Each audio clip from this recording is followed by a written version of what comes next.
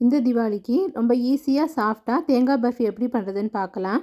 முதல்ல ஒரு பிளேட் அல்லது ட்ரேயையும் கத்தியையும் நெய் தடவி வச்சுக்கோங்க. ப்ரௌன் போர்ஷன் எடுத்துட்டு ஃப்ரெஷ்ஷாக துருவின தேங்காய் துருவல், தேங்காய் பீசஸ் எதுவும் இல்லாத மாதிரி பார்த்து ஒரு கப் அளவு மெஷர் பண்ணிக்கோங்க.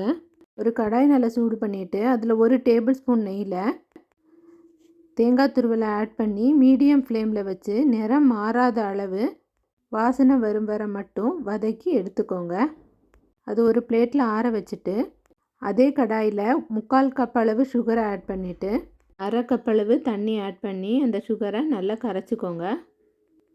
சுகரில் அழுக்கு தூசி ஏதாவது இருந்ததுன்னா 2 டேபிள் ஸ்பூன் பால் ஆட் பண்ணி கொதிக்கும்போது நுரையோடு சேர்ந்து அழுக்கும் வந்துடும். அதை மட்டும் எடுத்துடலாம். மீடியம் ஃப்ளேமில் வச்சு தொடர்ந்து கிளறுங்க.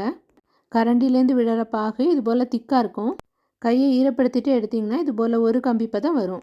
இந்த ஸ்டேஜில் ஸ்டவ் ஆஃப் பண்ணிவிட்டு ஏலக்காய் பொடி அதோடு சேர்த்து கலக்கிக்கோங்க. நல்லா கலந்ததும் வறுத்து வச்சுருக்கிற தேங்காய் துருவலை அதில் ஆட் பண்ணிக்கலாம்.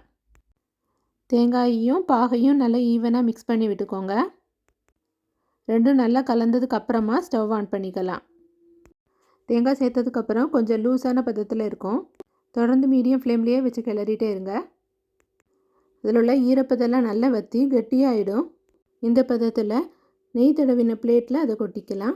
நெய் தடவின ஃப்ளாட்டால் கரண்டியால் அதை லெவல் பண்ணிக்கோங்க. 5 நிமிஷம் கழித்து சூடாக இருக்கும்போதே தேவையான அளவுக்கு பீஸ் போட்டுக்கோங்க. நல்லா ஆறினதுக்கப்புறமா அதை எடுத்துடலாம்.